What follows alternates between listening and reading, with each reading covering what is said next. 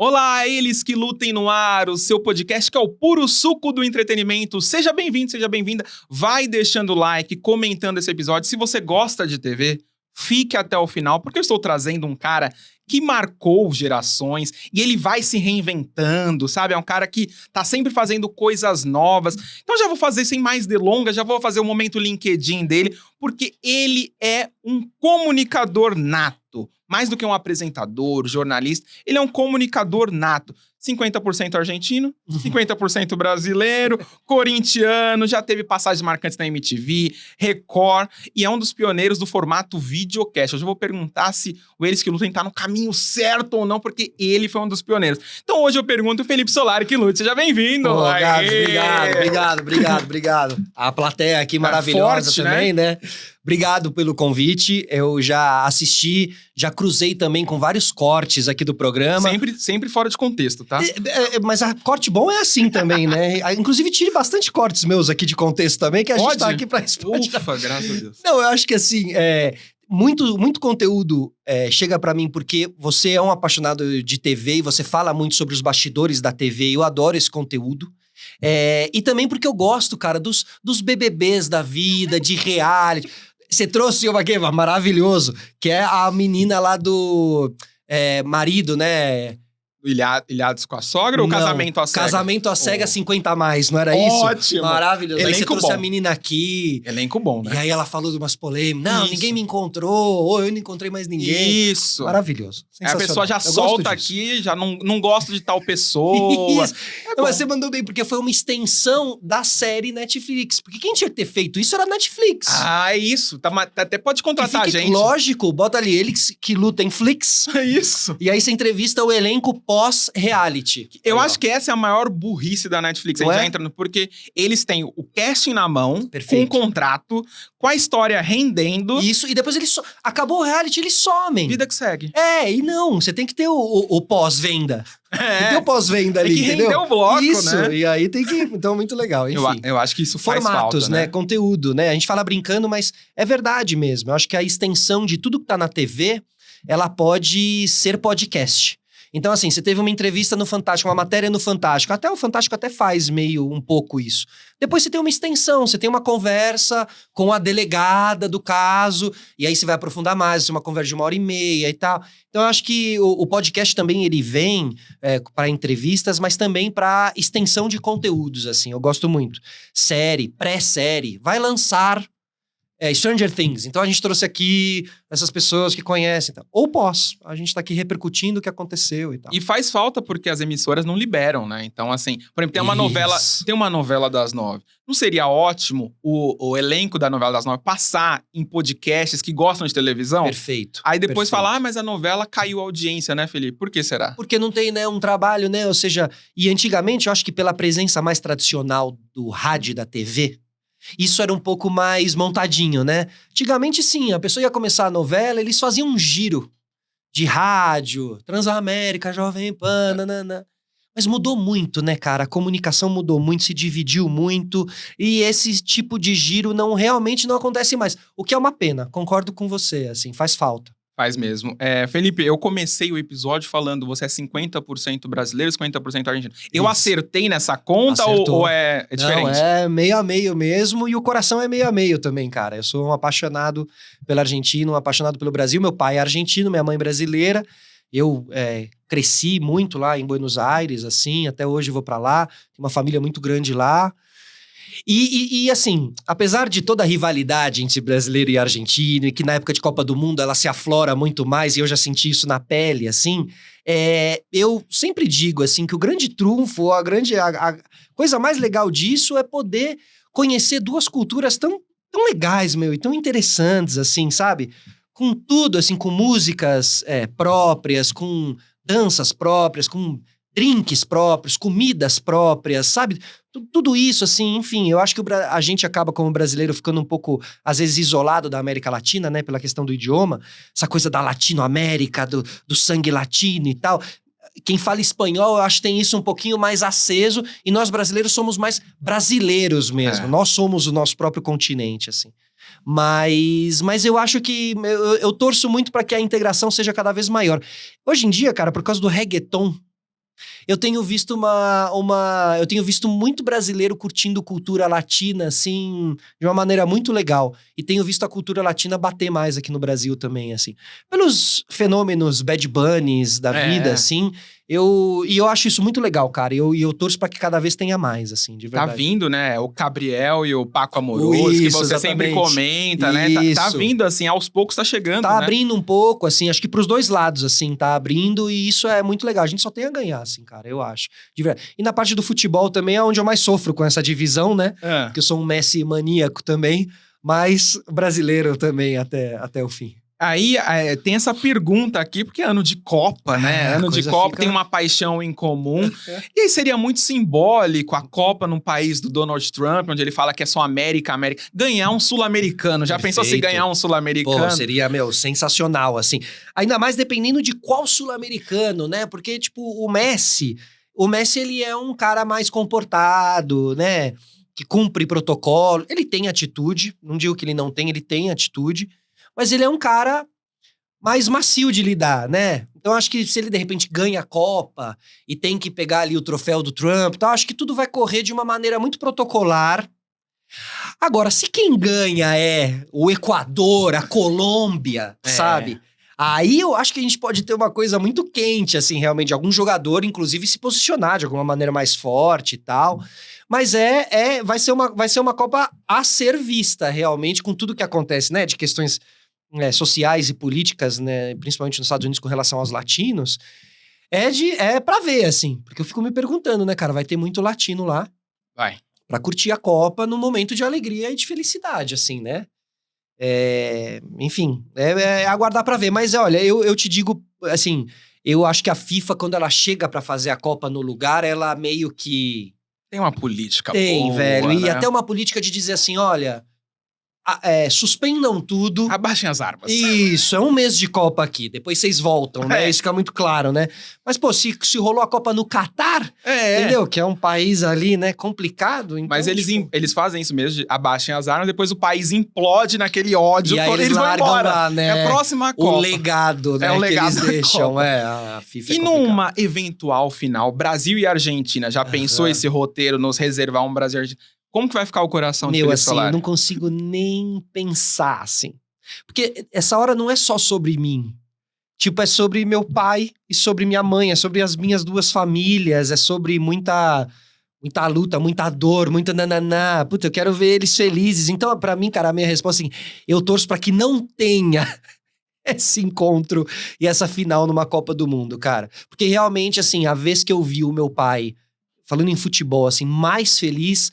foi quando a Argentina eliminou o Brasil na Copa do Mundo de 90 e tal.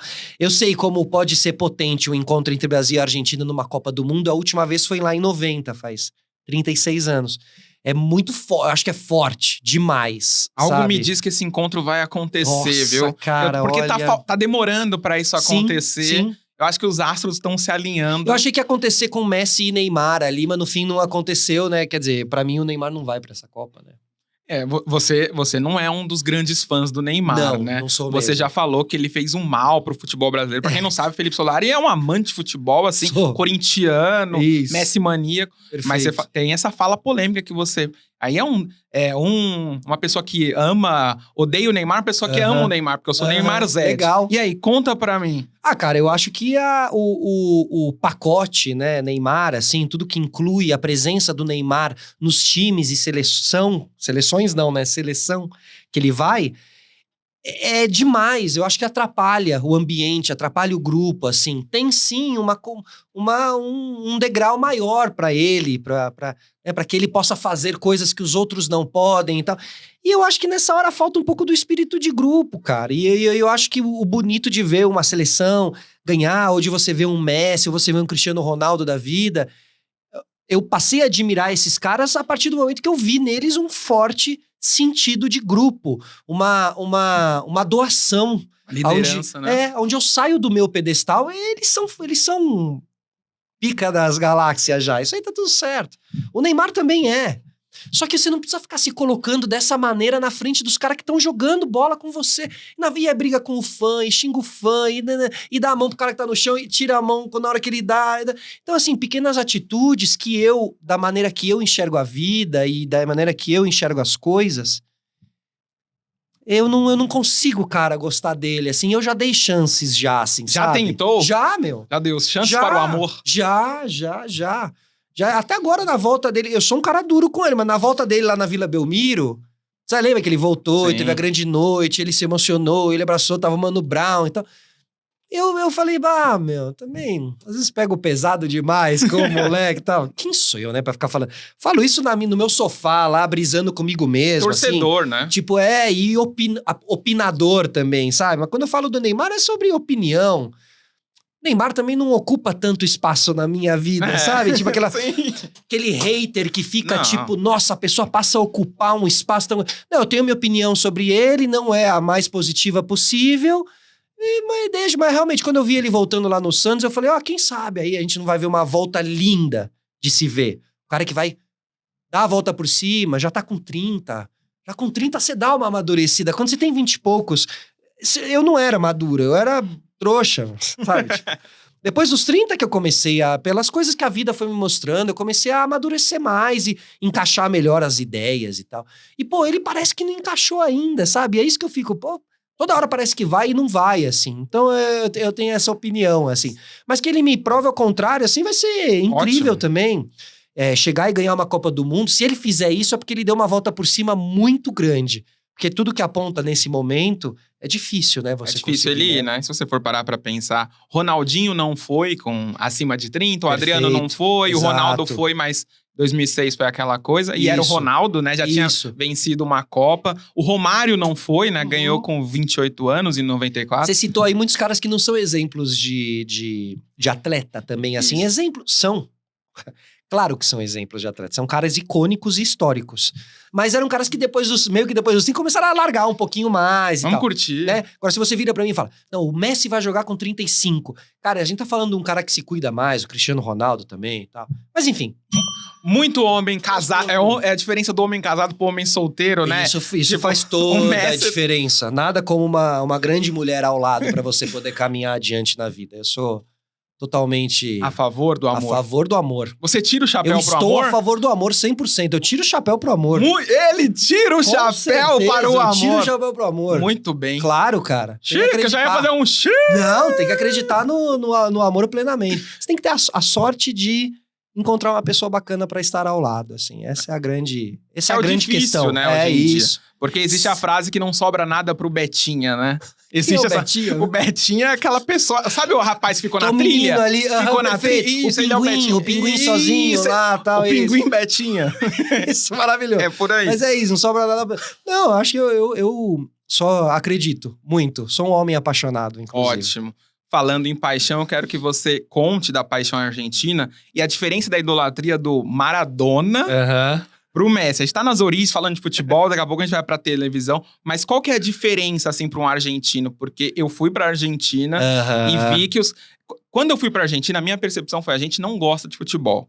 A gente gosta de vencer. Justo. Só de vencer. A gente gosta do highlight. O argentino gosta de futebol mesmo. É que aí tem uma diferença muito do brasileiro pro argentino, que é uma coisa...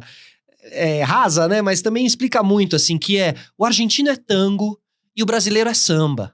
E o brasileiro, ele é mais alegre, e o argentino, ele é mais dramático, né? Então, eu acho que por isso também que a Argentina sofrendo tanto no futebol, o argentino vai abraçando mais, porque é na dor. O argentino, ele tem muito a paixão na dor, né? Ele abraça muito a dor, ele não evita a dor. Ele não evita falar da dor. Não, tá tudo bem. Não. Vamos falar da dor, vamos aprofundar a conversa. É difícil, mas você acaba... E eu acho que essa paixão por Messi e Maradona, a gente tá falando de duas pessoas bem diferentes, né?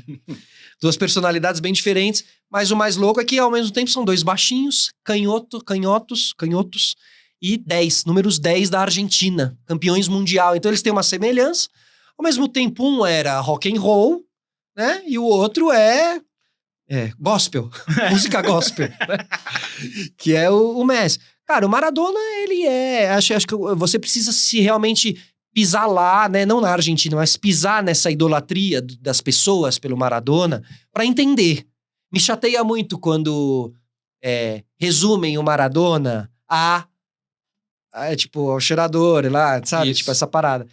Me dói, porque o que mais conecta as pessoas ao Maradona, além do futebol e o que ele fez, é da maneira que ele fez tudo aquilo. Quando ele jogou contra a Inglaterra e tinha tido a guerra das Malvinas e ele vingou a morte e falava sobre tudo isso. E os erros também dele, que foram erros, cara, como é que eu posso dizer? Tipo, não é a minha, nunca foi a minha, nunca errei nesse lugar, mas assim, torna ele bem humano também nesse lugar, assim, sabe? E ele sempre falou, ele tem uma frase muito bonita que é, né, eu cometi os meus erros, mas a pelota não se mancha, né? Tipo assim, o que eu fiz, mas o que eu fiz com a bola é o que eu fiz com a bola. O que eu fiz com a minha vida, eu vou pagar o meu preço aqui, né? E pagou o preço. Morreu super novo, destruído, fisicamente destruído, e você vê companheiros que ganharam o Mundial com ele, hoje em dia, os caras estão bem, estão envelhecendo, tipo, fininho ali, se cuidando, estão velhinhos, mas estão bem. Então, isso acaba transformando ele numa figura um pouco religiosa, quase, né? E ele vira um deus ali, assim, né? E o argentino se apoia muito nisso, ele tem uma figura, e eu acho que as fotos, tudo que se foi construído, tem um marketing aí por trás também, da maneira que se foi construindo a história essas imagens do Maradona, uma auréola, um vitral da igreja, não sei o que, é um santo pra Argentina e tal. E o argentino tem muito isso, né, com a Evita Peron, com o Carlos Gardel, ele tem isso. E eu acho que aí, eu não gosto nem muito de falar, eles têm isso, a gente não tem isso, não sei o que, mas eu acho que na parte de idolatria, a gente é carente. A gente é carente. Eu acho que idolatria é parecida com a do Maradona, ou igual a do Maradona aqui no Brasil, só com o Senna. Só. Nem Ronaldo, nem Pelé, nem, cara, nenhum ícone da TV. Eu acho que ninguém desperta essa idolatria da galera ter adereços na casa. Adereços na casa.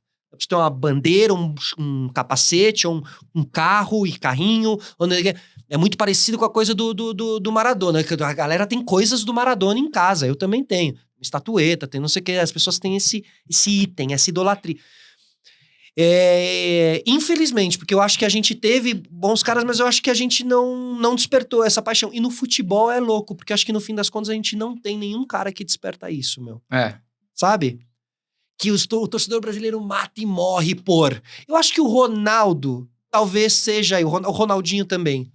E muito porque eles são meio dos nossos, no sentido de que foram baladeiros e quebraram tudo e tiveram erros, tiveram falhas também, não são erros, são falhas durante a caminhada. E falhar é humano, cara, entendeu? Acho que até no Neymar, só chegando no Neymar pra a pegar toda essa aresta aí, eu acho que falta nele também um pouco de admitir alguns erros. É bonito você admitir, não tem problema você também assumir algumas fraquezas, assim, e a partir disso caminhar adiante, assim.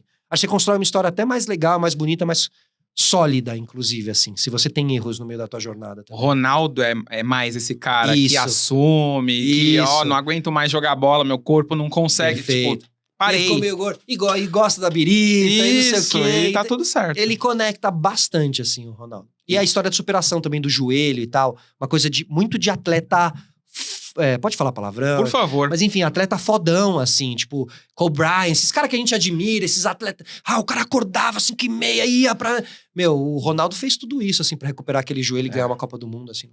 Um sacrifício sobre-humano. Isso. Muito bom. O papo sobre futebol, a gente pode ficar... Legal, meu. Mas não esperava que a gente ia falar de futebol aqui hoje. Então, aqui você nunca...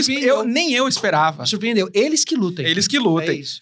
Eu vou puxar um outro assunto, que é uma história aleatória que você tem, que é muito boa, com Júnior Lima, com o repórter Vesgo, que vocês iam pra outro país assistir aula de faculdade, entrava lá e sentava. Como conta essa história? A gente não ia, a gente foi. Isso aconteceu de maneira aleatória, cara. Meu, o Rodrigo, né, o Vesgo, ele é um louco da cabeça, né, cara? Tipo assim... E eu conheci ele porque eu fui estagiário lá da Band, do programa do Mion, chamado Descontrole. Eu fui operador de TP lá. por um ano. E o estagiário lá junto comigo era o Rodrigo Scarpa, era o Vesgo que fazia o Corvo na época, que era aquele personagem que ficava com a coisa, que era muito bom, ele dava uma bicada insuportável, e os né? convidados ficavam putos. E uma vez foi o The Calling, aquela banda, When I Was... E, mano, ele começou a dar... E os gringos não entendiam nada. Tipo, o que esse louco me dando bicada e tal. Pô, as imagens desse programa do Descontrole são incríveis, assim, muito legal. E eu tenho uma memória muito boa com esse programa, porque foi meu primeiro trabalho, né? Na TV foi onde eu conheci o Mion também. E como eu operei TP, só um adendo, operar um TP para um apresentador que fica ao vivo é uma missão. E para um apresentador como o Mion, que é um cara que ele não era tão preso ao roteiro, porque naquela época realmente o programa era muito solto, não sei como é que é hoje em dia, mas na época ele não tava tão preso. Então ele vinha no roteiro e ele saía, e ele ia lá, e ele falava com o anão, e ele falava com o Charlie Brown. Quando ele voltava, e ele é muito bom, né? E quando ele voltava, ele pegava... E eu que tava lá no TP, eu falava, mano, quando ele voltar aqui, ele não vai conseguir pegar na hora, velho. Ele já esqueceu da hora que ele tava... Não, ele sabia a hora que ele tinha que voltar, ele voltava na palavra certa e tal. Eu aprendi muito como apresentador também, operando o TP pro Mion ao vivo ali. Foi uma escola muito grande, assim. Mas eu e o Rodrigo, a gente se conhecia e a gente fazia várias zoeiras, saía e tal. E o Rodrigo já era o cara mais engraçado que eu conhecia na minha vida, assim. Isso antes dele virar o Vesgo, né? Ele já tinha contato com os caras do Pânico, ele já tinha passado pela rádio e tal. Porque ele tinha sido produtor do Mion, no Filé Mion, que era um programa do Mion na rádio, Jovem Pan. E ele era produtor do Mion, e o Mion levou ele pra Band também. Então ali, cara, o encontro ali tinha muita gente também, que participou daquele programa, assim, que depois despontou também. Enfim. E aí, depois quando eu entro na MTV, o Rodrigo já é o Vesgo, eu começo a trombar a galera da música lá na MTV também. Júnior Lima também, na época Sandy Júnior, inclusive. Fomos fazer uma viagem pra Buenos Aires. Fomos lá. E o Rodrigo, cara, ele é inquieto, mano. E ele quer fazer essas coisas de confundir. Ele tem muito espírito do impostor, do Daniel Zuckerman, né? Os dois têm muito o mesmo espírito. E aí, cara, a gente tava lá em Buenos Aires, em Palermo, ou perto de Porto Madeiro, lá mais especificamente. E aí, a porta de faculdade aberta, antigamente era assim, né? Ficava aberto, né? 2005, isso. E aí, cara, a gente entrou numa faculdade lá e começou, vamos começar a assistir umas aulas e tal. E estamos assistindo as aulas. E piada interna, que não era engraçado pra ninguém, porque ninguém tava sabendo que aquilo era uma piada. Que isso era uma piada pra gente, caralho, entramos lá, né? Puta, que engraçado. Que, mano, que é uma parada muito de moleque, né? Que é engraçado. Só que aí, meu, rolou a parada mais engraçada mesmo, que a gente entrou numa sala de aula... E fizemos uma brincadeira, tá? Porque aí a gente entrava, fingia que confundiu a aula e saía andando e tal. Chamava um que tava sentado no fundo, que era um de nós e tal. E aí, na hora que tudo isso aconteceu, a gente saiu da sala e saiu rindo, abre a porta e vem um moleque em Buenos Aires e fala, Vesgo, o que você tá fazendo aqui, mano? Tá ligado? Mano, e eu achei essa cena muito engraçada, porque pro cara deve ter sido... Entrou o Vesgo e o Júnior, né, cara? Que era lá de Sandy Júnior também. Na faculdade, tá ligado? O que tá acontecendo aqui e tal? E aí ele falou, o que vocês estão fazendo aqui? Não, a gente tá zoando aí na faculdade e tal, foi mal. Tá? Foi muito engraçado, cara, muito bom. Não, essa história aleatória. E com o Rodrigo eu tenho 1000 histórias, assim. Ele sempre aprontando várias, assim, cara. Enfim, o Rodrigão é um cara que eu gosto muito, assim, gosto muito. Tenho muita saudade dele, que ele mora fora, né? Mora fora. Agora já trabalha com o mercado financeiro. Isso, agora tá com a IA também, tá? Ah. Tá fazendo muita coisa de IA. Muita coisa de IA. Ele é esperto, ele surfa bem, né? É um cara muito inteligente, muito, né? Cara. Tem essa imagem de que só porque o cara é engraçado, ele não é tão inteligente. É aí que o cara é realmente, E ele é um fera da TV. Bom, essa turma toda, né, que a gente até tava falando nos bastidores, né, de... 2 movimentos que mudaram a história da TV, né, na nossa percepção, e que a gente acha que daria uma boa série ou um bom documentário, que é a história do Pânico e a história da MTV também, a gente vai falar e tal. Mas do Pânico, todos ali, daquela elenco original, são, cara, geniais, assim. Entendem o jogo. Tanto que fizeram o que fizeram na TV, porque eles não eram da TV. Mas eles têm um feeling, eles têm um jeito de entender o jogo e tal. Eu acho que até posso dizer que acho que tinham alguns, já não tem mais, porque o dinheiro e a fama também, ele acaba distanciando algumas pessoas do seu próprio talento inicial, sabe? Sim. Daquilo que você nasceu pra fazer. Te afasta. Você mesmo às vezes se coloca num pedestal que nem é, e você se afasta das produções que eu digo da redação, da galera que tá lá, da criação. Do chão de fábrica, né? Isso. E de virar a madrugada, e do café, e comendo uma pizza, e falando bobagem, até vira a ideia de um grande quadro, de um grande negócio que vai mudar. E isso eles faziam muito lá, com as famosas reuniões de terça-feira, que eles ficavam horas lá na casa do Emílio e tal. Enfim, realmente eu também acho que é uma história que merece ser contada, porque esses caras... E o Rodrigo é um deles, é um filho disso tudo aí. É um cara também que gosta muito, e que eu também... Aí uma observação particular, e que eu até falo pra ele quando eu encontro e quando a gente conversa, de que, pô, quero te ver de volta mexendo no computador e fazendo umas criações nada a ver, como ele fazia antigamente. Enfim, tem umas coisas que já não dá nem pra falar, porque hoje em dia é cancelamento, entendeu? Isso. Mas ele fazia umas paradas muito engraçadas, velho, que, enfim. Mas você, o Rodrigo, mas você especificamente entrou muito jovem na televisão. Pra você, quais que foram as vantagens de entrar jovem e as desvantagens? Eu acho que vantagem... Hoje, com 43, eu acho que não tem quase nenhuma. Tipo, eu acho que só foge tua cabeça, entendeu? Você é muito jovem, cara, pra você entrar numa parada dessa. Na época é muito legal, você é um moleque de 21 anos, tipo, na facu ainda, eu tava no último semestre de rádio e TV, e eu tava de VJ da MTV, tipo, eu fui pro Juca, Jogos Universitários de Comunicação e Arte, sendo um VJ da MTV. Você pegou gente, isso né? aí Não pegou gente no jogo. Não. Mas não ajudou a televisão que dá uma boa ajuda. Não, tipo, 21 anos, né? Não, rola esse assédio, né, cara? Você fica com o rosto ali, tipo, rola esse assédio, assim. E você, tipo, se ilude um pouco também. Por isso que hoje em dia eu posso dizer, tipo, não, cara, não te traz nenhuma vantagem. Porque se fosse um negócio de quanto mais tempo você está trabalhando com isso, maior é seu cargo, beleza, eu te diria, é do caralho entrar com 21 anos na TV. Mas não é isso. E você não tem. E você tá num canal, depois você tá no outro, e aquela pessoa que tava te dando um certo suporte de carreira e tal, já não tá mais com você, e você vai na dança das cadeiras dos canais, tá ligado? E você vai ficando. E um monte de gente dizendo, você é foda, você é não sei o quê, sabe? Tipo, eu digo isso mesmo, muito do fundo do meu coração, assim, porque eu fiquei 6 anos lá na MTV. Eu entrei com 21 na MTV, fiquei 6 anos lá. O VJ da MTV era o suprassumo da coisa e tal. Tipo, eu, fiquei mega... Vivi pra caramba, curti pra caramba. Mas eu achava que eu era uma coisa que eu não era, entendeu? Tipo, eu achava que eu era sabe? E não era, mano. E você percebe que não é assim que a parada... Eu acho que talvez se eu tivesse entrado um pouco mais velho, com 27, 28, eu ia ter uma outra cabeça, assim. Então, eu acho que na minha vida eu fui amadurecendo estando na TV. Com o rosto exposto, né? Exposto, cara. Tanto que eu até, tipo assim, eu sou feliz de ter uma carreira linear, assim, sabe? Sim. Que, tipo, sem os picos, tanto pra cima quanto pra baixo, assim.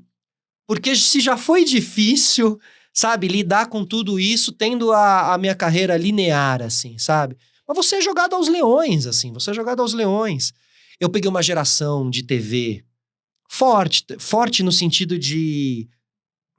Dura, sabe? Muito xingamento. Tinha isso nos bastidores, assim, muito forte. Porque hoje em dia, né, já vira um caso, já vai pro compliance. Tudo. Mas deve ter, né? Deve ainda ter alguns por aí. Eu acho que já hoje em dia já tá mais... Menos, né? Eu acho que já... Compliance pega, né? Meu amigo, se tivesse compliance lá, nas paradas que eu ouvia aqui aquele fone da produção, sabe? Sim. Eu era o operador de TP e era o roteiro e tal. E, mano, se você errasse aquele... Mano, o que eu ouvia, velho? O jeito... Cara, eu lembro de ir pra casa derrotado, mano. De ir pra casa falando, mano, eu sou um loser, velho. Eu sou... Caraca, não sei o quê. O cara me xingou pra caralho. E fiz comercial também, que... Também fui, assim, maltratado pelo diretor, assim. Enfim, era uma época onde eu, que fiz muito teste de VT, né? Foi muito naquele estúdio grande e 2 pessoas sentadas, né? No coisa, o estúdio é enorme, você tem que fazer ali o papel e tal. ali era um ambiente de tensão pro cara que tá indo lá fazer, pro ator. É tipo, você é o palhaço, faça a sua graça e faça rir. Isso. E ó, só lembrando que aqueles 50 que estão no sofá lá fora estão competindo com você, tá? Tipo assim, você já sentia muito naquele clima do estúdio. Valeu, pode ir, obrigado. Sabe, você já falou, já rodei, já não vou. Sabe? É muito. Mas a gente foi moldado a ferro e fogo, assim, sabe? Tipo assim, quase que nada nos abala. Digo assim, dessa galera dessa geração, ou que teve mais ou menos essa mesma parada que eu tive. E você vê alguns que começaram jovens na TV também, dando uma surtada nervosa, assim, sabe? Galera da Nickelodeon, que depois vira documentário, a turma da Disney, né? Isso. Não sobra ninguém ali, né? Ajuda aqui, ajuda difícil. ali, sabe? Aí precisa... Enfim. Eu acho que assim, cara, eu sou um cara que não me exponho muito, assim, né? Porque eu entendo que a TV e essa parada... Hoje em dia eu entendo assim, já tem uns anos que eu entendo assim. Dentro do estúdio é uma parada, eu vou fazer o que tem que fazer, mas é a minha profissão, cara, é o meu trabalho. Quando eu saio desse estúdio, o meu trabalho, ele acabou. E acabou, tá ligado? Aí eu sou lá um maninho, mano, vida simples e poucos e bons e tudo certo, entende? E as pessoas que eu admiro também são assim, as pessoas do meio que eu admiro também são essas pessoas que são grandiosas quando estão na parada, mas quando saem, descem desse panteão e vivem uma vida simples. Porque se você cair na armadilha de que você é muito alguma coisa, eu acho que isso aí é uma grande armadilha, assim. Então é o que eu mais luto, assim. Eles que lutam, eu que lute. Tipo, é o que eu mais luto, assim, sabe? Pra não me iludir. Eu acho que a ilusão é o grande perigo desse meio, que pode ser apresentador, que pode ser influenciador também, hoje em dia com rede social e tal. Acho que hoje em dia até pior. Exposição, e você tem... Isso. É que hoje em dia você tem que estar rendendo toda hora, né? Justo. Então, na MTV você apresentava o seu programa, tinha ali a temporada, e depois você ia ter um novo programa. Isso. Hoje em dia, com o influenciador, é assim, cara, cada story define o valor da sua publi. Perfeito. E outra, cara, a gente tinha uma estrutura pra fazer tudo isso, né? Então, tinha um negócio lá na MTV que chamava Air Check, que era tipo checar o ar, né? A checagem do ar. Então, acabou o programa, a gente subia lá na sala, sentava com o diretor e o produtor e tal, e a gente assistia ao programa que tinha acabado de ir ao ar ao vivo. Bom, hein? E o diretor ia falando, mano, cuidado aqui, não sei o quê. E ele ia me dando os toques e eu fui aprendendo ali até onde eu podia ir, até onde eu não podia ir. Né? Porque a gente era moleque e a MTV te dava essa coisa de ficar falando, fala aí o que te der na telha. E, e eles iam ensinando a gente. E eu aprendi muito com muitas pessoas na MTV. O Lema, o Yeye Marcondes, galera que cara, Geninho, Eugênio Simonetti, gente que me ajudou muito, de verdade. O Geninho tá no Caldeirão agora. Caldeirão, Yeye Marcondes também tá no Caldeirão, tem muita turma ali que tá hoje em dia lá com o Mion ali no Caldeirão, o Fepa também, enfim, grandes diretores, essa geração de MTV teve muita gente boa, que também me ajudou muito nesse sentido, me ajudou a ser um cara realmente conhecedor de música. Não é porque você tá na MTV que você... Não. Você vai estudar música, velho. Aí trazia fita pra gente estudar. A gente tinha exercício. Eu e o Vasco, a gente tinha exercício de... a Érica Brandão dava pra gente um texto grande sobre um artista e a gente tinha que resumir num poder de síntese. Porque ela falava, às vezes você vai receber um texto muito grande e você vai ter pouco tempo no ar. Então você tem que ter um poder de síntese muito grande. Então, Cara, eu tive uma escola de apresentador na MTV, porque a faculdade de rádio e TV não me ensinou a apresentar. Mas, que te ensina a pegar num cabo, lá Isso. num cabo de câmera, aí, você abrir o ISO, Isso. aí eles te ensinam. Fazer uma vinhetinha de abertura de rádio, AM, não sei o quê, isso você vai aprender. Mas não, você tem que saber fazer a hora do Brasil, que você nunca sabe quando é. Tipo, as aulas muito aleatórias. Na minha faculdade, que é assim, malandramente, eu não vou citar aqui o nome, mas também não é tão difícil. Cara, eles fizeram a gente fazer o nosso TCC, era um TCC sobre a faculdade. Era TV, nome da faculdade, e o TCC era sobre a faculdade. Então eu falei, caraca, a gente produzia conteúdo pra TV da facu, né, cara? É uma maneira muito inteligente. Muito malandra / inteligente. Nossos alunos vão produzir os nossos conteúdos. Veja bem, eu tenho uma faculdade de rádio e TV. Vou fazer então uma faculdade de YouTube, vou abrir um canal de YouTube, vou botar a molecada lá pra ficar fazendo conteúdo pra mim. Pô, Vocês estão aprendendo, vocês estão aprendendo. Queria fazer ideias diferentes e aí já engessado ali. Mas, bom, aí depois eu fui pro outro lado da moeda também, né? Que é a MTV, né? Que era tipo, façam, A prática, né? E façam, né? Tipo assim, vamos aí, vamos Vai ver que no vai. dá. Então, assim, resumindo, cara, entrei jovem mesmo, fui muito exposto numa época pré-internet, graças a Deus. Imagina, tipo, porque tinha a época pré-internet, mas tinha a época que eu lembro que eu achava que essa era uma faculdade pra formar pessoas filhas da mãe, que eram os colírios da Capricho. Maravilha. Eu odiava os colírios da Capricho. Você foi? Fui. Então eu já cheguei a te odiar em algum momento da vida. Mas acho justo, acho que eu me odiava nesse momento. Porque tinha uma coisa deles se sentirem acima do bem e do mal, Não, mas né? acho que aí você tá. Depois você tá pegando uma geração que acho que é uma depois, nova, dos isso. molequinhos mais, Os colírios, né? né? Ali. Federico De Vito, Perfeito. o filho do Emílio O Sorin. próprio João Guilherme, acho que foi meio também colírio. Então tem um pouco disso, né? Mas a era pré-internet, se fosse hoje em dia a MTV com a internet, a gente não sabe, né, como seria, né? Era um momento complicado, porque tá todo mundo vendo o seu erro, vocês faziam Então, muito ao vivo também, isso. né? Mas, cara, olha, o que chegava pra gente era muito pouco. Sabe, a gente fazia um programa, a gente saía do programa, no máximo alguém lá na redação da TV ia falar, pô, aquilo lá foi foda que você falou, hein, meu? Aquilo lá, toma cuidado. Você ia sair, ninguém ia... Cara, não, você falava e ia. Ninguém via. Ninguém via, e você fazia, e a parada... As pessoas viam, mas as pessoas não... Isso é uma leitura minha. Eu acho que as pessoas viam a parada e faziam... ou achavam um absurdo e seguia a sua vida. Isso. Era bom esse momento, e seguia a vida. Era bom, assim. Saudades Isso, disso, que as né? pessoas estavam meio... acho que o fluxo de vida mesmo era... girava de uma maneira meio numa alta temperatura, num outro volume. Hoje em dia, você vê... E, cara, eu também me pego às vezes nisso, assim. Você vê uma parada e pode ser que uma coisa da internet te tire... Ou alguém que falou de um jeito que a pessoa falou o S. A gente ficou muito, muito sensível, muito delicado. Cara, as coisas tiram a gente do sério. E você quer ir lá escrever e meio hatear a pessoa no comentário e tal. Então eu acho que isso pra um moleque de 21 anos, ou vários outros moleques hoje em dia que são famosos e estão tendo isso, se receber esses comentários não deve ser fácil, assim. Tem que cuidar da cabeça, cara. Tem que cuidar da cabeça, sabe? Porque... eu vejo muita gente da minha idade, assim, que começou comigo e tal, e que tá na luta, viu, meu? É difícil, né? Gente do meu meio, apresentadores também, atores, que, cara, são bons, estudaram, fizeram muita coisa, mas você ter 43 anos nesse meio, aí hoje em dia não tá fácil, cara.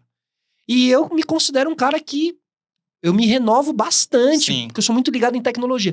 A tecnologia afasta muito o artista da atualidade, assim, sabe? Quem foi formado no teatro, naquela TV pré-internet, num sistema de trabalho que você era chamado para fazer as coisas, e você tinha sempre uma proposta ou outra, o SBT te chamava para você fazer um programa ou uma novela, a Record, você tinha convites, você era chamado, as pessoas conseguiam fazer essa parada. Hoje em dia, o sistema mudou. O sistema brasileiro de comunicação. O sistema brasileiro de comunicação. Ele mudou. Você não é mais tão chamado. A TV não vem, você fala, vem, porque você tem um histórico. Né? A coisa não funciona mais. Ou você tá na ativa, botando conteúdo pra rodar, ou, mano, que alguém... mas tem o fulano. Lembra que ele foi VJ da MTV? Mano, é osso. E o que separa de você estar produzindo conteúdo hoje ou não, essa minha geração, saber ligar a câmera, mano, saber entrar no CapCut, saber editar, subir, escrever legenda, fazer a capa, ou subir no YouTube, ou é que é um baita trampo, né, pra vocês que vinham de uma estrutura onde vocês faziam roteiro, a pesquisa e apresentavam. Isso. Com a internet, vamos falar a verdade, é um trabalho de corno, né, porque aí você faz o corte, Perfeito. você faz a capa, 360. né? Você distribui, porque depois você terminou todo o trabalho, que você já tá cansado daquele conteúdo, você tem que postar em todas as redes sociais. Ou seja, é uma estrutura feita, vou falar um português bem claro aqui, é uma estrutura feita para que você desista. E infelizmente, muita gente já desistiu. Que não tá conseguindo. Cara, eu não vou citar nomes, né? Mas, tipo, eu fazia o sistema solar em casa, né? O estúdio é montado lá, né? Eu sou, tipo, me considero meio nerd de equipamento. Tipo, eu gosto muito disso tudo, assim. Então, eu falei, bom, eu acho que eu consigo aqui montar, tá? Meu pai sempre foi diretor de cinema, de publicidade. Então, eu tenho essa noção muito de iluminação. Tá? Eu falei, olha, consigo fazer um estúdio bistrô, que eu brinco, assim, né? Que é um estúdiozinho caseiro e tal. Mas consigo rodar a parada aqui. E aí, cara, eu faço com um grande amigo meu, que é o Léo Usui, que é quem roda ali o podcast comigo e tal, que é um cara muito incrível e que faz podcast, ajudou a montar o estúdio do Podpah, ajudou a montar o estúdio do Flow, um cara muito legal, muito importante nos começos dessa jornada do videocast aqui no Brasil, assim. E a gente já recebeu convidado que quando acabou o programa, ele ficou tipo, cara, mas essa câmera, como é que liga? Como é que não sei? E eu admirava e admiro até hoje, essa pessoa tinha sido referência pra mim. E quando ele foi embora, o Léo virou pra mim e falou, você vê que louco, né, cara? Ele é sua referência E hoje ele tá aqui, tipo, querendo entender e aprender como é que funciona esse sistema. E eu fico, caraca, mano, ele tinha que aprender, porque ele é demais! E eu queria que ele tivesse um canal de YouTube, mano, porque eu ia ficar horas assistindo. Porque na grande maioria dos canais de YouTube, hoje em dia, é difícil achar conteúdo de valor, mano. E eu gosto de assistir, de ouvir. O cara é bom. O cara é bom, o cara tem uma escola foda, conhecimento maravilhoso de tudo. Ia te segurar por 1h30 ali, você ficar com o olho vidrado, assistindo o cara. Mas o que tá separando agora é a questão da tecnologia. Tipo, eu acho muito, assim, de verdade, cara. Porque não é fácil. E cada vez mais o bicho assusta mais. Pra gente sai de maneira fácil, digamos assim. A gente mexe, a gente tá acostumado. Vai no Somebody Love, né? Tem que assistir um tutorial ou outro, a gente para ali e tal, fuça e tal. Mas pra quem não mexe, tipo, mexe zero, isso assusta. Isso assusta. Sim, assusta bastante. E a gente toma um susto. Eu já recebi também um convidado aqui que desligou a câmera, ele conversou comigo e falou, cara, muito legal os seus cortes, como você faz? Aí eu falei assim, hã?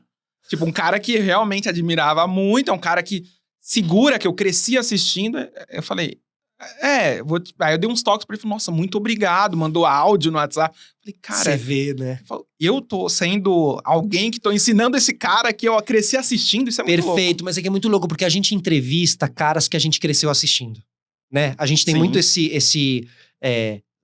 a gente chama muito pessoas que a gente cresceu assistindo. Então você já teve muito essa oportunidade e eu também já tive. E é um mix de sentimentos, né? Uma sensação muito louca, porque você acaba vendo a desatualização do trabalho de uma pessoa que foi tão importante, que é muito incrível e tal. Então é uma, né? Mas ao mesmo tempo, é assim que a banda toca. E o que eu preciso fazer? Eu preciso me coçar. Eu não posso deixar a coisa passar e eu ficar muitos anos sem olhar pro que tá acontecendo, porque se você volta muitos anos depois pra olhar, você pode ficar desatualizado. Cara, outra leitura que eu faço muito, grandes apresentadores de TV que foram mandados embora aí nos últimos anos e que quiseram fazer um canal de YouTube. Sim. E fizeram um canal de YouTube na leitura e no sistema televisão. Não, vou fazer um canal no YouTube. Festa de lançamento do canal do YouTube da... não sei o quê. E aí vai aí fica aquela imprensa porque ainda tá nessa lógica da TV. Sim. Que eu vou lançar um projeto, imprensa, noite de estreia. Não é mais sobre isso. É sobre conteúdo. E o teu nome lá da TV, que é super famoso e que nananã, você vai fazer o teu canal de YouTube, meu? Pode ser que ninguém se inscreva. Porque é outro jogo, é outro público, é outra selva, tá ligado? Então como a gente gosta de TV e tal, eu fico observando muito isso. Porque eu também sou um cara que tenta fazer uma transição e estar hoje em dia nas redes, né? Tipo, na rede social, né? Sendo um cara que foi da TV. Tipo, não é fácil, assim. Eu considero que não é fácil. Você conseguir pisar e se estabelecer e ter um lugar em um espaço na rede agora, sem ficar sendo remetido a... estigmatizado, porque você era um apresentador da velha guarda. Olha lá o Felipe Solari, ele é o apresentador da velha guarda. Tem muito disso mesmo. E eu vejo uma coisa também, Felipe, que é assim...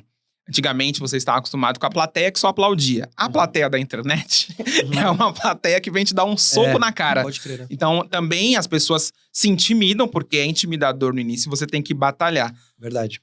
Bom, girando o assunto, toda entrevista que você vai, aí eu vou fazer aquelas perguntas que todo podcast faz. O quadro, todo podcast fala. Que é, em toda entrevista você cita o Mion como seu padrinho na televisão. Você falou que ele levou todo mundo, né, pro Caldeirão. Ele tem essa característica de levar todo mundo. Levou pro Legendário, levou pro Caldeirão. Eu quero que você fale um pouquinho do que ele representa na sua trajetória. Cara, a palavra padrinho pro Mion é muito, ela simboliza e traduz muito realmente o papel que ele tem, assim, pra mim, na minha vida, como um amigo e também como cara, o cara que me deu a oportunidade, realmente. Porque, assim, quando eu entro o meu primeiro estágio, meu primeiro trabalho na TV é um estágio, na Band, equipe do Mion, do programa chamado Descontrole. Tem uma história muito legal de como eu entrei lá e tal, por causa de uma redação do Al Pacino e tal. A gente criou uma amizade muito, muito legal e eu era operador de TP ali, né? Um sonhador, cara. Eu era um sonhador e eu morava 2 quarteirões da MTV. Eu crescia a 2 quarteirões da MTV. Eu morei na Rua Diana, que é do lado da MTV. Eu deixei currículo na MTV como estudante de rádio e TV inúmeras vezes, inúmeras. De ir lá na porta e deixar eu ficar na padaria real vendo a turma passar e tal. E ele me deu essa oportunidade como estagiário e depois quando ele vai pra MTV, quando ele volta, né, pra MTV, ele me leva de novo, né? Me leva pra MTV. É onde eu entro ali na MTV como um estagiário, cheio de sonho. O Mion sempre soube que eu queria ser, tipo, apresentador, que eu tinha curso de teatro e que eu fazia os vídeos em casa e não sei o quê. Então ele me levou pra lá, sabendo que ele tava me dando a oportunidade de poder caçar essa presença na frente, fazer essa transição de trás da câmera pra frente da câmera. Que era um sonho, né? Isso é difícil pra caramba também. Entrar na MTV pra trabalhar não quer dizer que você ia virar VJ. Tinha essa decepção também, né? De muita gente que entrou e falou, agora eu vou ser VJ, porque eu sou bonito, eu vou... Fato. Aí chega lá, nunca vira. Era bem... Eu acho que a gente deu até uma... confluências né? E a gente deu uma sorte ali de ser um ano onde a MTV ainda estava bem aberta a trazer pessoas que não eram conhecidas de nada mesmo. Não é que você tinha um canal aqui, tava começando no YouTube. Não. Era nada, eram 2 produtores lá, que era eu e o Vasco, né? Que a gente entra junto ali pra fazer o programa, faz o teste juntos e tal. Eu considero, cara, que esse é o dia que muda a minha vida, assim. O dia que tem uma reunião lá no 9º andar, e eu e o Vasco estamos na padaria real, embaixo, a reunião tá rolando aqui em cima da TV, e a gente tá esperando o nosso telefone tocar. E a gente sabia que na MTV tinham pessoas que não defendiam a gente, que não queriam a gente era chamado de Disney Channel por algumas pessoas lá dentro da MTV. Porque eram 2 moleques, o apelido era ótimo. Não, é ótimo esse apelido, né? É porque esse é o bullying, que é o bullying correto, que é o bullying inteligente, engraçado, Perfeito, refinado. Isso, é uma maldade de quem estudou. Bullying MTV era assim, entendeu? Ele tinha ali, sabe, ele era... Então a gente era os Disney Channel lá, porque era isso, a gente tava entrando, tinha uma geração de VJs ali que já estavam há muitos anos, os nomes, tal. E a gente sabe, rádio corredor, que um ou outro brincava, chamava a gente assim e tal. Então a gente sabia que tinha uma certa resistência por esse lado meio moleque bobão, que a gente tinha um pouco esse lado. E a gente sabia também que tinha gente lá na reunião defendendo a gente. E, cara, aí a gente conseguiu virar VJ. Fiquei 6 anos na MTV. Um dia eu tô lá, tranquilo, porque era lá que eu ia continuar mesmo, eu era muito feliz lá. O Mion me liga de novo, eu tô gravando e ele fala, mano, eu tô indo, ninguém sabe ainda, eu tô indo pra Record, eu não sei o que vai ser o projeto, mas eu quero te levar. E aí eu falei, mano, vambora, vamos junto de novo. Tipo, 3 canais, né? Ou seja, 3... E aí no Legendários eu consigo também realizar um sonho que eu tinha de trabalhar na TV aberta, assim, era um grande... Porque eu sou apaixonado pela TV, pela história da TV, por tudo da TV, assim. Então você quer fazer parte, você quer, né? Conhecer a TV aberta, assim. Depois que conhece também... Você nunca mais quer entrar. Mas essa parte do Legendários, eu lembro muito do projeto, assim. Eu já tava entrando na faculdade. Eu lembro de como foi o Cold Open, de vocês entrando ali. E depois vem, senhores, chegamos aí. Legendários. Aí vinha... Falei, coisa... Eu lembro desse momento, desse vídeo.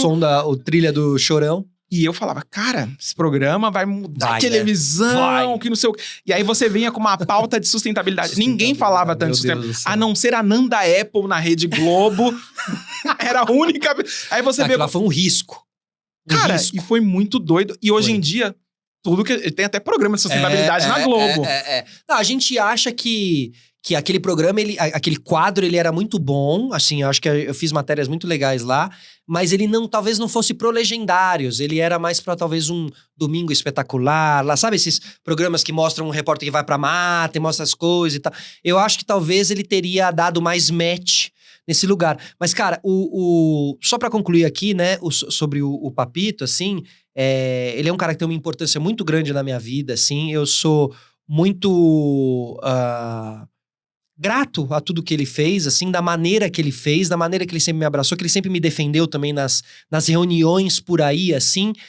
E acho que ele nem sabe, cara, mas realmente eu acho que um dos momentos da minha vida onde eu mais amadureci foi fazendo essas matérias do Legendários, porque eu vi enchente, eu vi a cidade de Murici destruída, eu vi o desastre do petróleo lá no Golfo do México, onde 8 pessoas tinham morrido, eu vi muita tragédia na minha frente, eu entrevistei muitas pessoas que tinham acabado de perder tudo. Essa matéria do Golfo do México, eu lembro que tinha que raspar o cabelo. A cabeça. Ó como eu lembro! Cara, exato, Ó. meu. E a gente se colocava muito nesse papel eu me coloquei muito nesse papel de entrar muito de cabeça.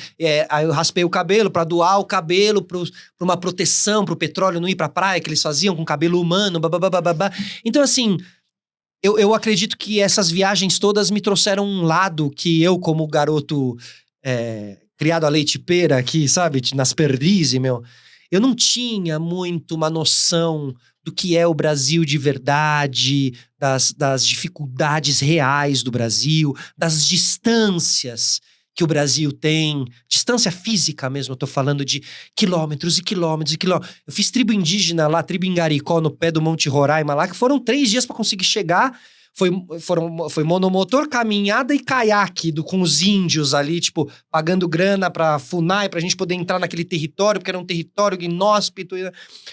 Eu me humanizei, não quero dizer essa palavra, que fica meio, mas eu aprendi, cara, muito, eu amadureci muito, me trouxe um lado humano que eu sinto que eu mudei muito como pessoa, fazendo essa matéria. Eu tenho certeza que o Mion não sabe disso, e até aqui, assim, se esse corte chegar nele, que legal, assim, até acho que eu preciso falar isso um dia pra ele, assim, mas me mudou muito, cara, como pessoa, e não ter ficado tanto lá naquela Barra Funda lá, porque os corredores ali, a Record, infelizmente, foi um lugar onde eu sinto que eu não consegui jogar meu jogo, assim, sabe? Eu não consegui...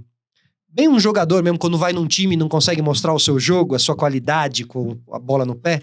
Tipo, eu sinto que lá na Record eu não consegui muito, assim... Você sentiu que era meio que o jogador do presidente, que o presidente traz, que é o Mion. Maravilhoso. O jogador do presidente. Só que o técnico, ele não... Você foi o Falcão no São Paulo em 2005. Pronto. A torcida inteira queria. Mas o Mas Leão... tinha esse papo, né? De assim, olhavam de olho torto, né?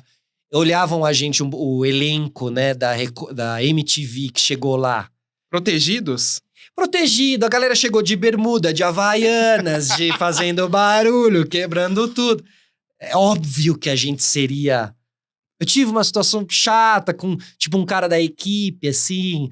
Um cara da equipe técnica, a gente foi fazer uma das primeiras gravações lá, e lá, realmente, eles têm um negócio, né, que a MTV não tinha, que é a ENG, né? O departamento de ENG. Então, é um departamento de câmeras, câmeras, né, os cameramans, com uma pequena equipe, tipo 2, 3 caras, que é o Caboman, o cara não sei o quê, o cara do áudio e tal. E essas ENGs, elas ficam disponíveis para todos os programas. Ou seja, eu vou fazer uma gravação pro Legendários, o meu cameraman não é meu brother aqui do lado. Não. Não, você tem um departamento que você reserva... eu preciso sair com alguma ENG. Aí eles vão te direcionar uma ENG... E você sai com essa... É ruim que o cara vira pra você e fala assim, o Cabrini não faz desse jeito. Isso, e aí foi meio que isso que eu passei. No primeiro dia de gravação, eu queria fazer um negócio... eles têm ali, né, na TV aberta, obviamente, padrões, técnicos, que a MTV não tinha. Que a MTV não tinha, não. Que a MTV não se prendia a... Então, se tivesse que gravar... E realmente o meu problema foi gravar ao lado de um caminhão. A gente tava fazendo uma matéria da poluição. Eu colei na Avenida Bandeirantes, craudiada ali, lotada, parada. E eu começava a andar pelos caminhões e pegar o escapamento, e mostrar o escapamento, e falar, esse escapamento aqui, tá, com barulho. Porque a gente queria trazer esse barulho, essa emoção. Isso traria uma emoção. Barulho, confusão, não sei o quê. O cara do áudio da Record, da ENG e tal, ele falou, não vou fazer. Tá do lado do caminhão, brother. Vai ter barulho de caminhão. E eu falava, é isso que eu quero! Jovens, né? É isso, mano, barulho, poluição, não vou fazer, não vai fazer. Não. Até que ele virou pra mim e falou, parabéns, é por isso que você ganha mais do que eu. Ele falou assim. Aí eu falei, puta, mano, olha como a gente tá chegando aqui. Já chegou ganhando a torcida? Nossa! Aí, mas isso é normal, assim, eu acho que isso também, o mundo da TV também, ele é um mundo mais... Você tem que ter postura também, você tem que chegar no sapatinho, você tem que ser legal e entrar nos estúdios e falar com todo mundo, tem que ter uma postura na TV, eu sou a favor disso, assim. E depois, com o tempo, todo mundo ficou amigo, inclusive esse cara do áudio, eu fazia um passinho de dança lá com o cara que a gente fazia, tipo... A coisa passou, mas essa quebra do padrão foi muito louco, assim. Então a gente chegou quebrando muitos padrões na Record. E depois de 3 meses, eles mesmo fizeram... Era isso que eu ia falar pra você. Trocaram, porque vocês chegaram com o humor do bem, lembra? Isso. Esse humor do bem... Lembra? É o humor do bem, que não sei o quê. Marcou todo E aí aquela alfinetada boa no Pânico, no CQC, a gente não faz nada. Já tinha esse movimento politicamente correto começando, né? Verdade. Mais forte. E aí isso pegou super mal, né? Isso pegou super mal. Todo mundo virou a cara também pro Legendários e queria que o projeto desse errado, né? Total, cara. Isso me chateou, inclusive, porque eu tinha amigos no CQC e no Pânico, eu conhecia alguns ali e tal. Não o Rodrigo, né? Já que eu falei do Rodrigo, pra galera também não puxar, Rodrigo é muito meu irmão e tal. Mas tinha outras pessoas que eu conhecia ali e tal, que eu torcia muito. E quando foi a nossa vez de ir pra TV aberta, eles não torceram, cara. E isso me chateou muito, velho. Eu vou te ser bem sincero. Isso me chateou porque eu lembro que ao final do primeiro programa, o Twitter era muito forte na época, a gente foi checar os tweets. E, mano, e tinha tweet lá de gente do elenco aí falando coisa. E eu, caralho, mano, esse cara... te divide churras junto, assim, a gente troca ideia e tal, o cara tá torcendo contra. Não era assim. Eu vou até te falar, cara, foi também um começo onde a coisa começou a ficar um pouco mais individualizada, começou a rolar mais... Eu sentia que antes, meu, era meio um... Trupe, né? Eu torço por você, sim. Vai lá, meu, quero que você se dê bem e tal. Depois começou a rachar. Tudo bem que rolou um discurso ali mesmo, um pouco... Humor do bem com o Léo Lins na redação, né? Isso é muito bom. Isso é genial, que o Léo Lins era redator do programa. O tempo nos inocentou, entendeu? Léo Lins, Maurício Meirelles... Mel Maher. Mel Maher. Pô, o Mion sempre faz projetos onde... Na frente da câmera tem muita gente boa e atrás da câmera tem muita gente boa. Você pega essa galera, tava lá sentada na sala escrevendo roteiro, mano. Depois todos eles... Hoje em dia você fala o nome, todo mundo sabe quem são, assim. Das maneiras, né, que foram fazendo e tal. Mas cara, ó, eu vou te falar, eu conheci muito essa turma toda aí, né? Já cruzei com todos eles, assim. Dos mais malucos aos menos malucos. Dos mais polêmicos aos menos polêmicos. Eu sou muito feliz de não ter problema com ninguém, assim, cara. Não ter tido problema com ninguém, assim. Tipo, deixei todas as minhas portas abertas, assim. Tenho um contato muito legal com todo mundo. Todo mundo trabalhou no Legendários também. Ali no Legendários a gente teve um elenco muito doido também. A gente teve até a André Surak lá, que passou por Legendários, que em algum momento ali trabalhou também. Carol Dias. A Carol Dias, pode crer. Então, assim... E toda a turma lá, que era a turma pesadona mesmo, né? Tipo, o João Gordo... Grupo Banana Mecânica, que é o Hermes. Esse daí é o prelúdio que vai dar errado, digamos assim, né? Porque, não é que vai dar errado porque não deu errado. Eu acho que a Record faltou bancar o projeto e falar, não, vai ficar... Porque a Globo, quando lançou o Encontro com a Fátima, o Encontro perdia pro Bom Dia e Companhia, começou a ter problemas na audiência. A Globo falou, vai ficar pra sempre. Não vai voltar a TV Globinho. Perfeito, então, faltou a Record também, porque ela mudou muito rápido, né? Foi, acho que, eu posso falar, acho que uns 3, 4 meses, viu? Aí já trocou a diretoria, tipo, sabe? Troca o diretor. Entrou lá um diretor, né, que é muito... que é conhecido aí na TV aberta, de muitos anos, e que sabe fazer programa de palco, né? Porque tem muito isso. Não, ele faz bem palco, né? E o que é o palco? O poodle colorido, o chicote com cigarro. O anão. Isso, o cara que pula Hulk magrelo. Hulk magrelo, Blade. Gênio, cara. Não, assim, o Mion, ele é para-raio de maluco. Sim. É para-raio de maluco. E ele coordenava ali mano, uma trupe maluca. Quando você para pra pensar, quando eu paro pra pensar que eu vivi tudo isso, assim, essas figuras mesmo, tipo, é uma loucura. Velho. Isso é muito louco. Aí você vê o Mion todo disruptivo, MTV, Record, Legendários, que o pessoal hoje fala assim, nossa, o Mion no Legendários quebrava... Não, depois o Legendários foi se adequando, já tava o mais pessoal não comportado no gostava Legendários. tanto do Legendários assim, na internet, por isso que o programa acabou. Sim. E hoje o Mion tá na Globo, maior emissora do país, chegou lá todo feliz, crachá. E ele chegou no auge, nossa, melhorou o programa, melhorou a audiência. E hoje é muito criticado por todo mundo, pelo papo coach que o pessoal fala, que é religião e tudo mais. Como você enxerga esse momento do Mion, assim?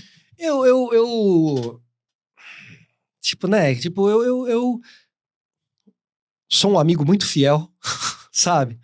Tipo, eu torço muito por ele, pra que ele, sabe, para que ele passe por cima disso tudo também, pra que ele se consiga encontrar o fino tato dessa TV aberta, de como o que é ter um programa que não te desperte críticas e que ninguém te... Porque você tem que também, né? Desacelerar em alguns lugares, acelerar em outros. Eu acho que essa... Tem um pouco a ver com o que eu te falei, tá? Você nunca pode perder aquela tua essência, sabe? E essa essência de estar ligado, inclusive nas críticas e falar, putz, talvez aqui o que estão falando aqui, talvez eu tô acelerando um pouquinho, se eu desacelerar aqui e for pra lá. Essa matemática do apresentador, esse Tetris que ele monta, esse gambito da rainha que ele faz, ele é muito importante e é importante que a pessoa nunca perda isso, assim, porque senão você acaba virando alguns apresentadores que a gente viu na história da TV, a gente fala, nossa, esse aí foi, né? Se perdeu, né? Tipo, acho que ficou tão famoso, tão rico, tão não sei o que, chegou uma hora que a cabeça faz tum! E o cara parece que desconecta, essa é a palavra, parece que desconecta, assim, dá uma desconectada. Sei lá, um Raul Gil da vida, assim, adoro o Raul, adoro todos esses, mas assim, mas tipo, rola tô falando isso, meio né? nesse lugar, né? Nem digo que isso esteja acontecendo com o Mion, tô falando do olhar atento do apresentador, assim. Então eu, como um amigo dele, assim, tipo, torço pra que não chegue pra mim mais que estão criticando o Mion, porque como eu tenho essa relação com o Mion, falam muito isso pra mim, perguntam muito isso pra mim também, sabe? Se ele tá se incomodando com isso, porque eu percebo... Ele isso é um eu já cara... não sei. Ele é um cara atento. Ele é um cara Ele vê atento. tudo. A Isso. gente sabe disso. Eu tô de bastidores de TV, eu sei que ele é um cara que eu não sei o quanto essas críticas também afetam. Olha, porque eu vou o cara te vira um falar... jogador de futebol que a torcida só tá xingando Total. e para de render, porque você não sabe qual caminho seguir, né? Você às vezes se trava um pouco, né, com tantas críticas, né? Uma coisa que eu posso falar dele, assim, é que uma das coisas que eu mais admiro no Mion é como ele consegue seguir adiante estando no olho do furacão.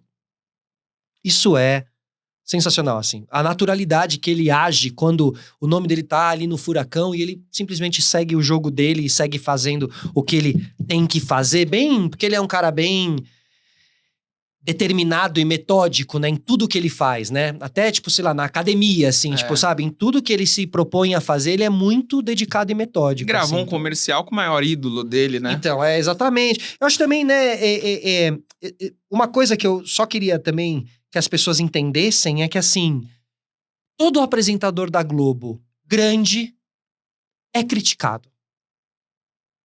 Todo apresentador da Globo grande, quando tem um grande hype, depois vai passar por um tipo de backlash, assim, um tipo de rebote da onda. E vão criticar. Cara, olha, pode pegar isso e fazer essa análise. O programa do Luciano Huck tá muito bom, não sei o quê. Você viu que o Luciano Huck, não sei o quê, não sei o quê. Tem essa coisa que dá o hype, todo mundo fala bem, e depois dá um, né? Agora, pro Mion, eu acho que isso foi muito importante, estando de longe, pra ele poder também observar a falsidade no ar, né? Porque é maravilhosa, né? Porque quando ele entrou lá e ele ficou no hype, eu lembro, porque eu via na postagem dele lá, muita gente que quando ele tava na Record ficava torcendo o nariz pra ele, Como ele tinha chegado na Globo num lugar muito bom, muita gente ficou ali, sabe? É muito verificado comentando. Arrasou! Perfeito, exatamente. Palminhas, palminhas, palminhas, palminhas. Sabe, cara? Isso aí, como eu te disse, né? Esse meu lado de desmontar essa parte toda das luzes e câmeras e viver uma vida mais, assim, simples, essas coisas me incomodam muito, essa falsidade do meio artístico, assim. E aí é aquilo, né? O jornalista de TV, você não pode confiar em jornalista de TV e nem Tem que advogado. tomar cuidado. E nem Porque- podcaster também. Isso é bom. É bom você saber disso. Tem que tomar cuidado. É bom que vai... Corte, eu vou cortar assim. Eu odeio o Mion. Aí vai cair, bum. Exatamente. Vai chegar no Mion Mas desse eu falei jeito. que eu odiava água com açúcar. Ele colocou... Esse corte vai chegar no Mion. Eu odiava o Mion e eu falava, pô, o que eu fiz pra você? Do nada, assim. Mas tem muito disso. O que você falou que foi interessante é desse efeito rebote. Porque o Faustão teve isso. O pessoal fala, o Faustão, que saudade do Faustão. Perfeito. Mentira, vocês falavam que o Faustão era chato Perfeito. pra... O Silvio também teve isso. Teve. E o Galvão? O Galvão, Perfeito. ele era o chato, eu não Ótimo. consigo assistir o jogo no Galvão. Aí foi uma Copa que o Galvão narrou, a culpa Cadê é do o Galvão? É do Luiz Roberto É agora. isso. Que grita gol. Aí o pessoal odeia o Luiz Roberto agora. Então, percebe? As pessoas precisam odiar alguém. O Mion vai ser criticado até o próximo hype da preguiça. Talvez seja, não sei, o Tadeu Schmidt em algum momento pode vir a ser esse cara. Pode analisar, meu. Todo cara que não foi criticado em algum momento passa a ser, principalmente quando tá muito no hype. Mas o Tadeu, eu acho que ele é incriticável, né?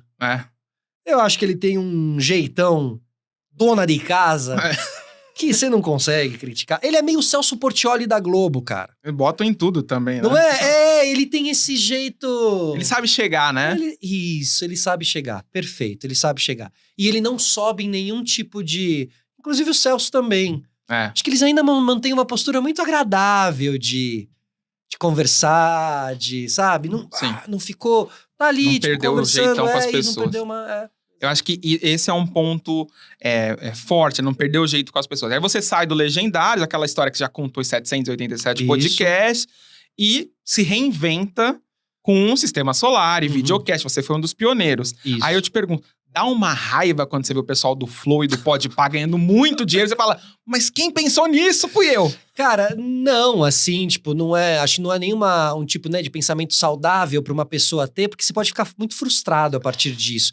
E eu acho um risco a frustração. Eu procuro fugir de ter esse sentimento, assim. Mas, o que sim eu lamento muito é que o podcast não virou ainda um mercado onde outras pessoas estão milionárias também. O que mais me incomoda é que só tem 3 milionários, entendeu? Isso realmente me incomoda, assim. Tinha que ser já um mercado maior, as grandes emissoras, as grandes streamings, já tinham que ter abraçado alguns outros podcasts independentes, levado pra lá. Você vê foi o Grammy, não, foi o Emmy, que a gente teve agora, semana retrasada, uma nova categoria. Qual é a nova categoria do Emmy Awards? Podcast, melhor podcast. Quem ganhou foi a mina que faz Saturday Night Live, inclusive, o podcast dela. Porque lá tem um mercado, tem uma indústria, a coisa funciona, você consegue viver disso, entende? A estrutura tá montada. Quando eu comecei, eu era um sonhador de que Cara, eu falava podcast, as pessoas não sabiam o que era a palavra, o termo, o que era, o que significava. Eu lembro da Globo fazendo uma explicação, um explicativo. A Fátima Bernardes lá falando, podcast é um conteúdo que pode ser de uma hora, explicando o que é. E eu falava, caramba, mano, eu tô no começo de uma nova onda de comunicação. Eu fiz muitos episódios, eu fiz bastante, eu tentei seguir todas as teorias de que tinha, não, tem que ser diário, não tem que ser ao vivo, não tem que ser não sei o que. Não acho que exista uma lei pra isso. Agora, o que sim é assim, a gente procura manter uma certa qualidade de convidados, assim, né? Porque, cara, eu poderia estar milionário fazendo podcast lá, mas eu teria que ter seguido uma linha editorial que não é a minha. E eu teria que ter me conectado com um público que não é o meu também, é um público de massa. Não sei se ser milionário com podcast no Brasil, você tem que atingir a massa, porque você ganha muito no AdSense e você ganha muito nos patrocínios que vão chegar alto mesmo, se você tiver a massa na tua mão, né? Então cara, eu fico feliz pelo... o Igão e o Mítico. Gosto, acompanhei o começo de todos eles ali, visitei o estúdio deles e tudo mais. E eu fico muito feliz também, o Igão também conseguiu... O Igão não, o Igor 3K, né, do Flow, que perto do que passou, de tudo que eles passaram, era pro projeto ter desaparecido, vamos ser sinceros. Quase, eles fizeram uma reestruturação, né? E assim, bem ou mal, ele tá lá, sabe, continua e é um lutador, assim, da podosfera, o Igor. Eu respeito muito o Igor 3K. Não, e é um mercado muito bom. Você falou sobre podcast, você vê que não tem isso da Globo, né? A Globo não tá pouco no YouTube. A Globo devia ter os programas que o UOL tem comentando a programação. A Globo deveria ter. Lógico. Né? Tipo, porque a Globo não chama lá e faz uma entrevista com o Fagundes, depois do primeiro capítulo com o elenco, parece que isso tá demorando muito para acontecer. Isso abriria um mercado gigantesco de mais apresentadores. E aí me remete a uma coisa da MTV. Esse arquivo da MTV, que é um arquivo de ouro. De ouro. Tá preso, não dá pra jogar no YouTube pra ficar rodando como se fosse um canal vivo, né? Canal vivo eterno, assim, de ficar repetindo tudo. Eu acho que assim, eu só digo uma coisa pra quem tá com esse arquivo na mão, porque no fim, pras empresas, é tudo sobre dinheiro, né? No fim das contas, é sobre lucro. Vocês estão perdendo dinheiro com esse arquivo parado. É só isso que eu tenho a dizer. Porque é um arquivo que, se você disponibilizar ele dessa maneira, canal viva, não vou nem editar, vou só soltar aqui. A repercussão que ia dar a galera de hoje, jovem de hoje, vendo o Mion jovenzinho, o Zeca Camargo jovenzinho, a Astrid, a Fernanda Lima, o Márcio Garcia, que seja, pessoas que ficaram muito famosas depois e que começaram lá que a galera mal lembra, assim. Então, acho que a repercussão das redes sociais ia ser muito grande e eu acho que ia conseguir resgatar muito desse espírito e desse arquivo, tá? Fora isso, você tem a história da música brasileira lá. Você tem também os artistas pequenininhos também. Você tem o Falcão do Rapa com um dread desse tamanho, assim. Eu lembro muito dessa imagem. Você tem Chorão começando, você tem Raimundos começando, a primeira entrevista de todos eles, a primeira... E, acima de tudo, tem um espírito daquela juventude que eu acho que é necessário que essa juventude veja também. Porque da mesma maneira que eu vi muito documentário de como foram os loucos lá dos anos 70, os loucos lá dos anos 70, de como eles faziam não sei o quê, eu fui sendo formado pela loucura, pela atitude da geração anterior à minha. E eu sinto, cara, que a MTV, ela tá sendo meio apagada do mapa, assim. As pessoas não têm acesso à MTV. Então, as pessoas não têm acesso a um movimento. Eu não tô falando só da MTV de uma maneira rasa, não. Tô falando de uma maneira profunda mesmo. É um movimento. Você tem lá. De lá você pode tirar ideia para um quadro de Instagram, para um canal de YouTube, para um figurino, para um cenário do teu podcast, para uma conversa, para não sei o quê. Eu tiro muita referência do Top Top MTV, que era um programa que ele estava os mais barulhentos do rock, as bandas que mais brigaram, eles faziam top top de tudo. Eu pego referência, eu acho que a MTV é um grande baú de referências. E também de espírito, né? Tem o tal do Zeitgeist, né? Que é uma palavra que se usa para dizer o que foi o espírito do tempo, o que significa. E a MTV, ela é o próprio Zeitgeist, ela simboliza o espírito do tempo que aconteceu naqueles 20, 30 anos, sabe? Então eu acho que, acima de tudo, é ruim pra nós como cultura brasileira, nacional mesmo, assim, cara, sabe? É um arquivo que não é que ele se perdeu, não é que ele foi queimado, não é que ele queimou. Ele tá lá, ele tá disponível. É só digitalizar e deixar a gente subir na internet, que quando a gente sobe... Tá numa briga judicial, né? Tá numa briga judicial. Eu lembro que a última coisa, a Viacom era detentora da MTV, a Paramount hoje em dia é quem trabalha a MTV, então acho que isso aí pode estar na mão da Paramount, então, entendeu? Que é um streaming que poderia fazer, de repente, ele disponibilizar 24 horas no próprio Prime Video lá, né? Porque a Paramount tá lá dentro. Disponibilizar um acesso a antigos programas. Canal Flash, né? Maneira, que tem. Canal Flash. Algo gratuito dentro da própria Amazon Prime, um serviço gratuito que a Paramount te disponibiliza. Enfim, fazer vários. Negócio. O SBT tem isso, né? Tem no SBT Plus, tem canal do Silvio Santos, que passa Silvio Santos só coisa dele. Gugu, aí tem esses canais fecha, assim. Eu não sei se hoje em dia tem isso, mas poderia ser uma ótima opção pra... Eu acho que, assim, só não me alongando muito também, eu acho que só a questão do SBT é que o SBT ainda tá vivo e as pessoas conseguem trabalhar melhor esse arquivo.